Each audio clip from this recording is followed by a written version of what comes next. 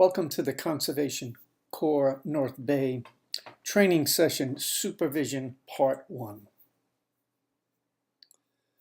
The contents of this session, I'm going to read this top part to you. Not that you can't read, but just so that we make sure we all understand it. This session is designed to start a discussion concerning working with and supervising at-risk individuals in the context of the Conservation Corps of North Bay. The ideas presented here are not presented as the be-all and end-all concerning supervision. They are intended to be a jumping-off point for thought and discussion, with the idea that this process may lead to a more comprehensive and consistent service delivery system anchored in a research-based best practice client-centered approach. The contents of the session are listed below here. We'll start out with a definition of supervision within the context of the Conservation Corps organization. We'll talk about the concept of change and its implications concerning supervision. You will be presented with a behavior change survey. It's a 12-item survey which is intended to give you an idea of where you are philosophically and ideological about the concept of change. We'll talk a little about what is called the behavior change continuum and its implications concerning supervision. We'll briefly discuss 3 psychosocial theories of behavior change. Then we'll shift gears and we'll move towards supervision as an assigned social authority.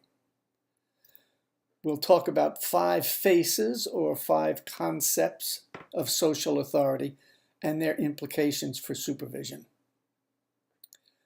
Finally, a situational model of supervision will be presented for your consideration.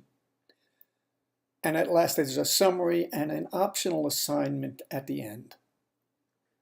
Well, let's get started and take a look at a suggested definition for supervision. For the sake of this video, I'm presenting supervision as an active process of directing, guiding, influencing, changing, shaping, assisting, helping the outcomes of a subordinate's performance or behavior. And by the way, subordinate is not meant to be a derogatory term here. It just means if you're a supervisor, the subordinates are the people who are under your supervision. So supervision then is a very helping thing. It's directing, guiding, influencing, changing, shaping. The second part of the definition, generally supervisors are assigned social authority over subordinates under their charge. And we'll talk about the social authority in the second half of this video. But first, we're going to talk about the change process. A supervisor is very much like a teacher in that you're a positive change agent. And both teachers and supervisors are interested in subordinates learning, in their behavior changing so that they learn something. And then, of course, the question comes, what does it mean to learn something? How do you define learning? Give that a thought. I'm going to pause here for a minute because it's a difficult question. How do you define learning? Well, for the sake of this video, learning is defined as a relatively permanent change in behavior that is not due to maturation or drugs. Now, this comes from the behaviorist standpoint, this definition. There are many other definitions of learning, but I think my experience that this definition works very well. It's a relatively permanent change in behavior. If you know your multiplication tables, you have learned them. They're a relatively permanent change in your behavior. Or it could be a relatively permanent change in your behavior repertoire. But learning is change, and change has to be relatively permanent. So when working with individuals in our groups, we're interested in their learning, and we're interested in producing a relative permanent change in their behavior.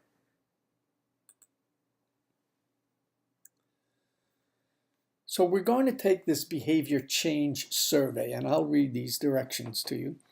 Again, this is not meant to insult you. I know you can read very well. You will be asked to respond to a 12-item survey designed to give you some insight into how you view the most effective way to change or influence a subordinate's behavior.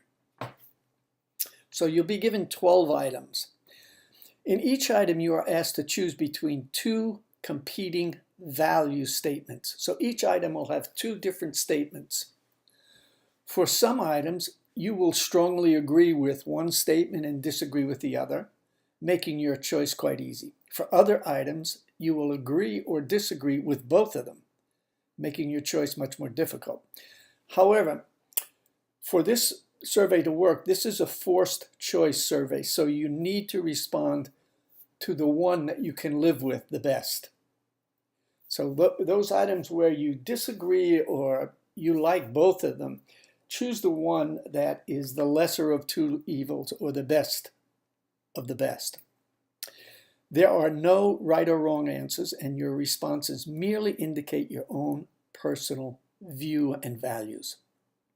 So you'll be given 12 items, and you're asked to make a forced choice, either A or B for each item. Okay, so get a piece of paper. By the way, I think it might be an excellent idea if you took some notes during this, either in a notebook or on paper or on an iPad or phone or however you go about taking notes. But on a piece of paper, or you want to write the numbers 1 to 12, and then you are going to mark A or B next to each item as it's presented.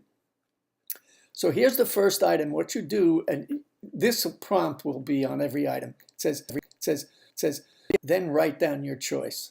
Then turn the video back on.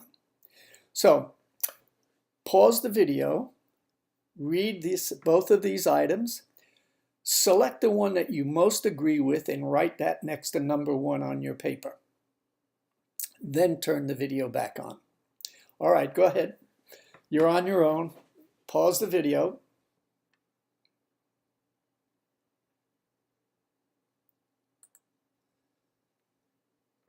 Okay, here's the second item. The procedure is exactly the same. Pause the video, read the item, mark it, and then turn the video back on.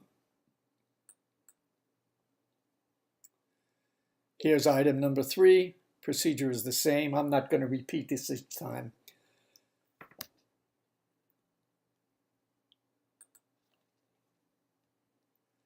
Here's number 4.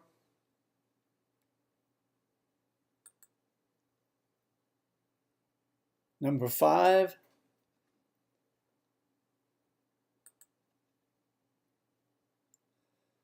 Number 6. Number 7.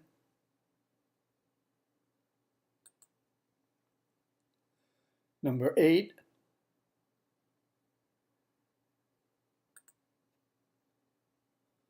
Number 9.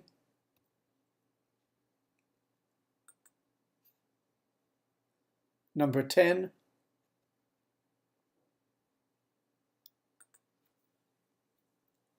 Number 11.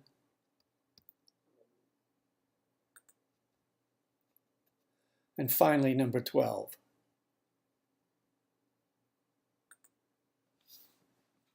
Okay, well, we're finished. Now, on your paper, or however you are collecting notes or keeping track, I want you to copy down these tables. So table 1, you'll have 2 columns. Table 2, you'll have these columns with put the 2B, 3A, and so on. Copy them down just like they are and copy this down. And once you have done that, now I'll show you how to tabulate the survey.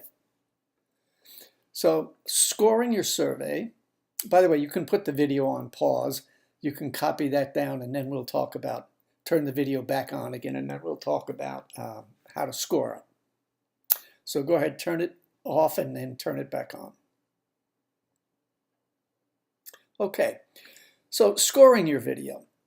Go to each item response on your survey and circle your choice under the appropriate table. For example, if you selected response A for item number 1, then you would circle 1A in table 3. So here is 1A, so you would circle 1A in table 3. If, on the other hand, you picked B for item 1, then you would circle 1B, which is in table 1. Then go to your second item, and if you selected A for your second item, then you would circle 2A in table number 3. And if you selected B for item number 2, then you would circle 2B in table 2. And you go through all 12 items that same way. So you can put the video on pause and go ahead and do that.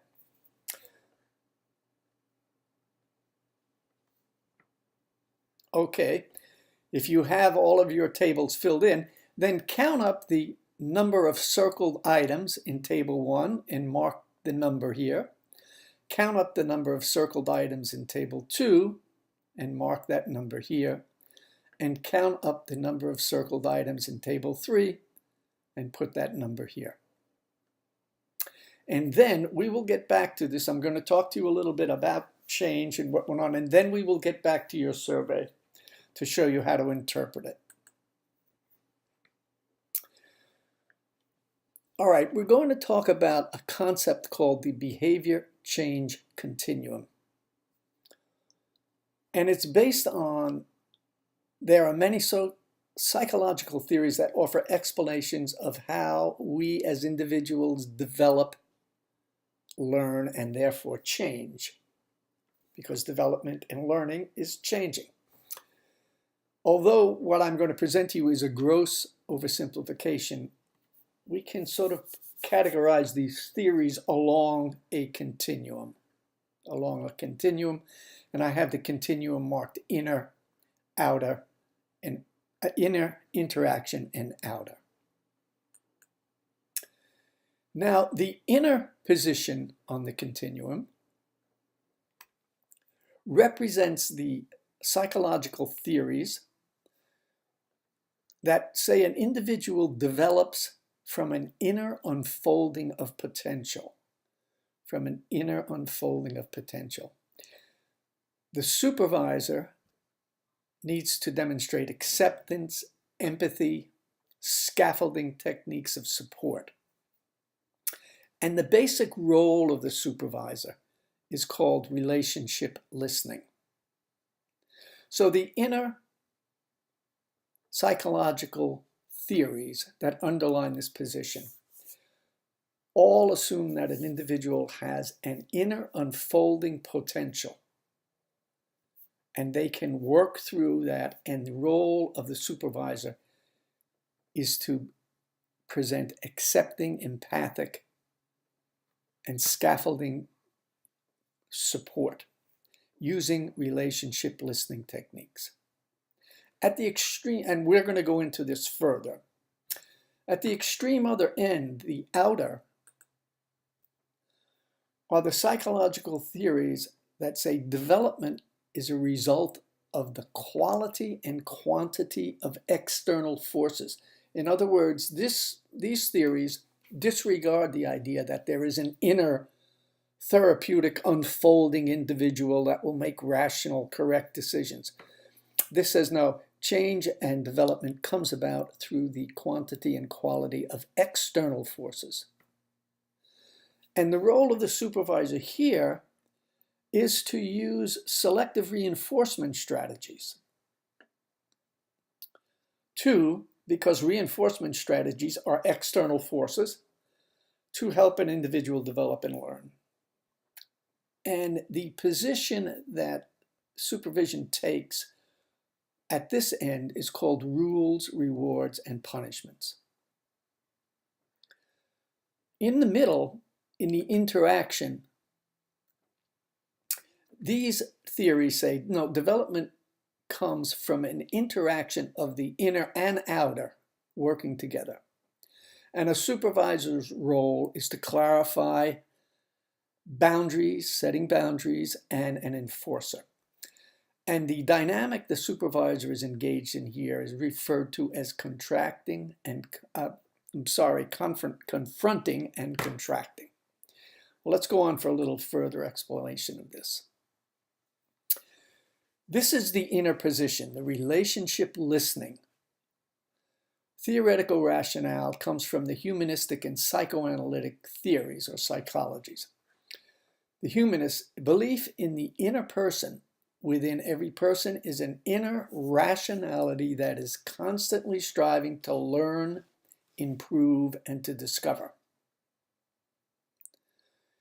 The inner potential can be tapped into via relationship building strategies with an emphasis on respect, empathy and acceptance, reflective listening to ensure accurate understanding, seeing individuals as their own experts in their own lives, an emphasis on collaboration, power sharing, and empowerment,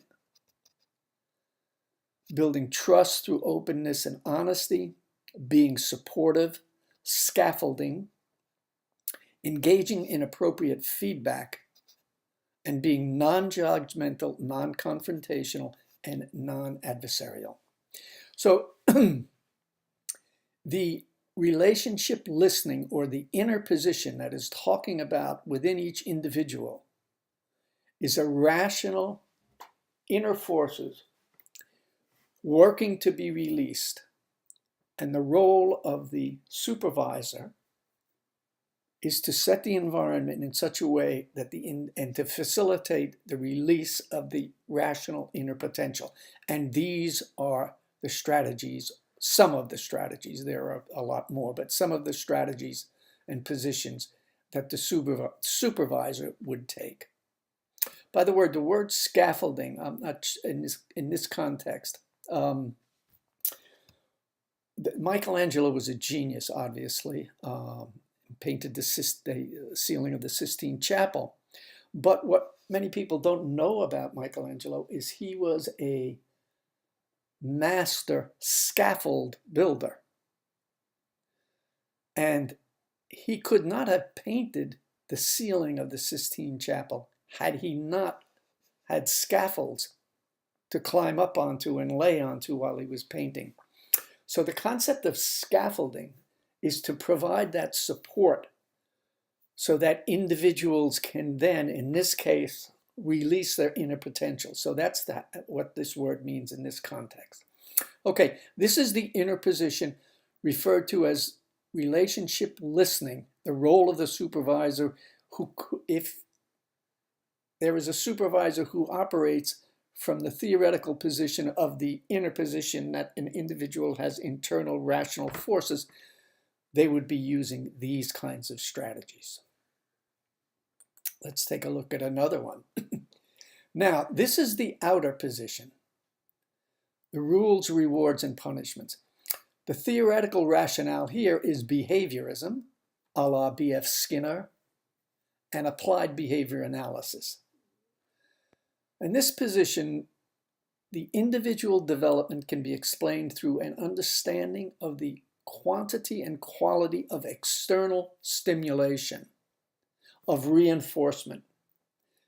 Reinforcement shapes an individual's behavior. It comes externally. So learning and behavioral change comes about through changes in outside conditions via strategies such as positive and negative reinforcement.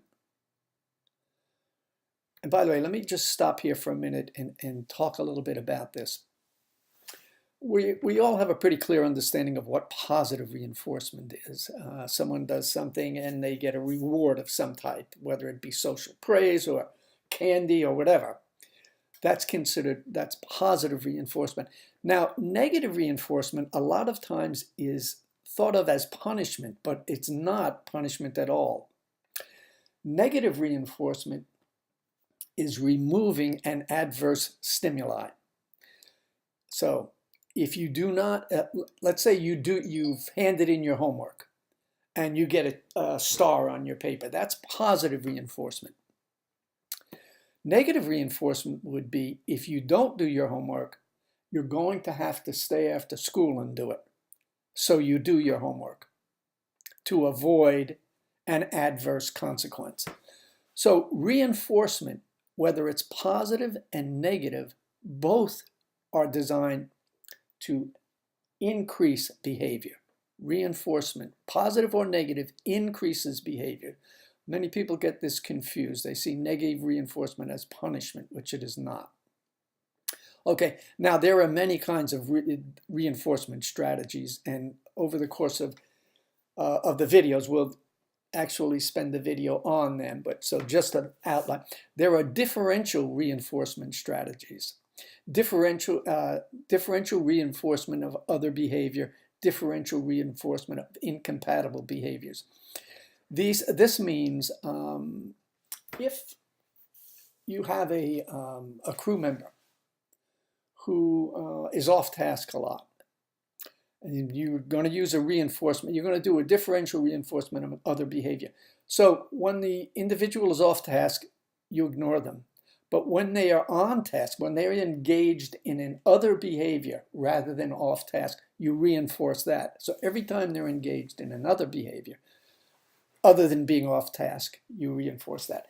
Differential reinforcement of incompatible behaviors means when an individual is involved in a behavior that is incompatible to being off task, in other words, when they're on task, then you're reinforcing that. These are sort of fancy terms for very common sense ideas. And as I said, we will talk a lot more about these as the training goes on. Another procedures that are used are extinction strategies. Extinction is planned ignoring. It's literally, it's a removal of all reinforcement. Response cost strategies. Now these are punishments. These are punishments. So there are consequences. If you don't do this, then such and such happens. And then there are the concepts of overcorrection and overlearning. So these are a few of the concepts. Again, I don't want to go on and on and on. These are a few of the concepts that are used by the rules, rewards, and punishment position, which is the external. Change comes about via external. So we have change coming, we have those people who think change comes about via internal forces. Those people who, and we had the strategies for that. There are those theories that say change comes about by external forces. And here are the strategies for that. And then let's take a look at the middle position, the interaction, which is called confronting and contracting. The theoretical rationale comes from social, Gestalt, and developmental psychologies. An explanation of development change, learning must take into account many factors. There's an emphasis on the interrelationship between internal forces and external forces. So this position is in the middle. Growth or change is a result of the constant interplay between the individual and the social cultural context. Typical strategies used here: cognitive behavioral techniques, and we'll have a whole video on that, social skills training, boundary setting, taking charge, confronting, clarifier, reaching mutually agreed upon solutions, modeling. Now these are all things that supervision would be involved with if they come from this confronting and contracting middle position. Conflicts cannot be resolved without shared responsibility. without full participation in decision-making of all participants in the conflict. So this is the middle position. So now we have the three positions. We have the interior position, which talks about an internal drive to change, and the supervisor is a facilitator of that drive using relationship building and listening techniques. We have the external position, which means that reinforcement strategies and external forces are what really makes change. And we talked about the different reinforcement strategies there. And we have the middle position, which is called the confronting and contracting. And these are the strategies that a supervisor probably would engage in then. Okay, so now let's interpret your survey. Go back to your sheet of paper and look at the responses you had. If you had most of your responses in table 1, well, then you come, theoretically, you come from the relationship listening position, where you see an individual having internal drive to be rational and develop and change. And you would be wanting to engage in the relationship listening techniques. If you had most of your responses in table 2, then you're coming from the middle position, confronting and contracting. And if you had most of your circled responses in table 3, then your theoretical idea about change, how people change, comes from the behaviorist standpoint, or the rules, rewards, and consequences, or the external position. So it's a pretty good idea to have an idea of what your theoretical underpinnings or what your philosophy is about change. And this little survey can give you that idea. If you were very close in your responses or had the same amount in each, well, then you're much more eclectic in your approach, much more eclectic in your approach.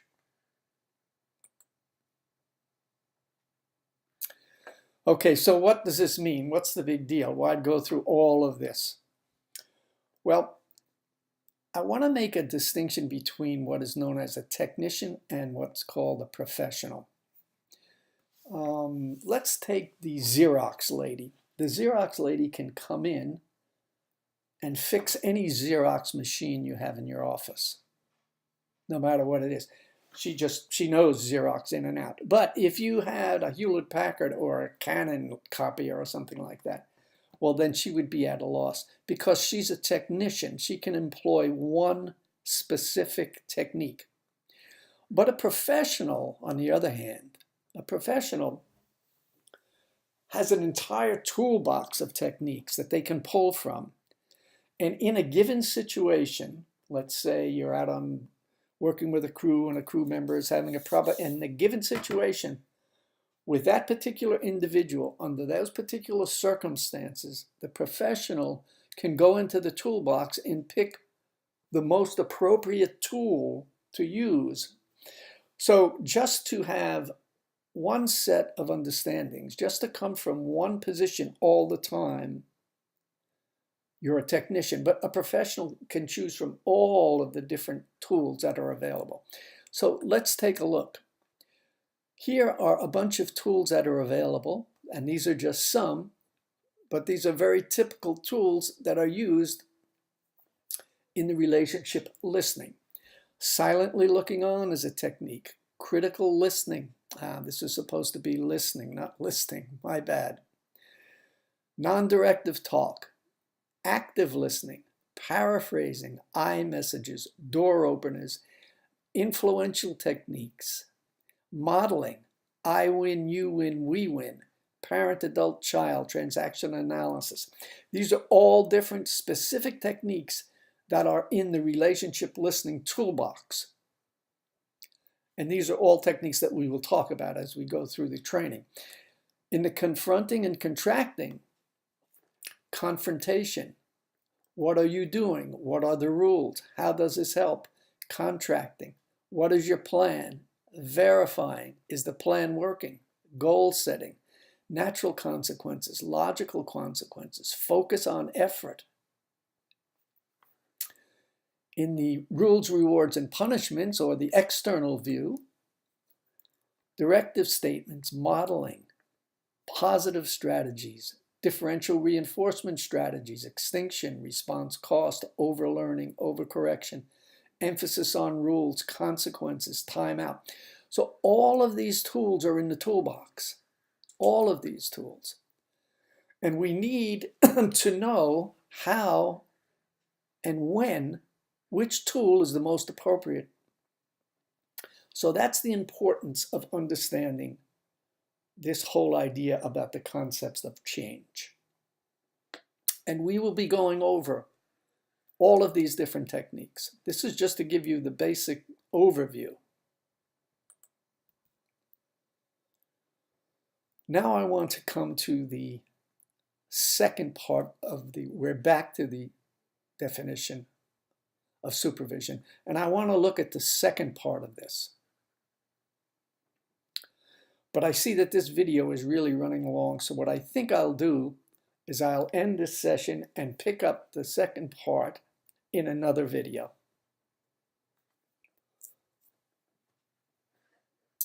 So let's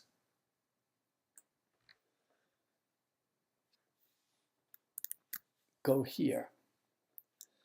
So the beginning part of the video, it said that this session is designed to start a discussion concerning working with and supervising at-risk individuals in the context of the conservation core, yada, yada. The ideas presented here are not presented as the be-all and end-all concerning supervision.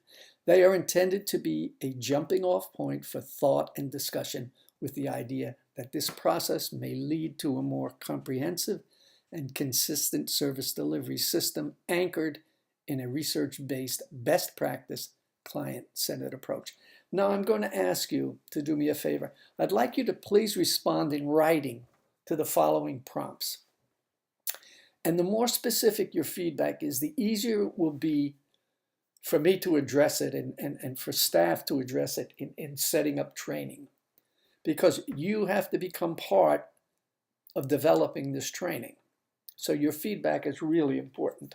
So if you would, respond, what, if any, parts of the video did you find informative or helpful? Were there any ideas or concepts presented that may inform you in your position? If so, what are they and how might they help? What were the major limitations of the concepts presented? What was irrelevant and should be removed? What should be added? What's your opinion about this type of curriculum delivery via video as opposed to traditional getting together in a group and being lectured? If you would be very kind, and please email me your response in a Word document format to happyj1939@yahoo.com. And by the way, I will keep your responses confidential. They will not be handed over to anyone in the organization or anything like that.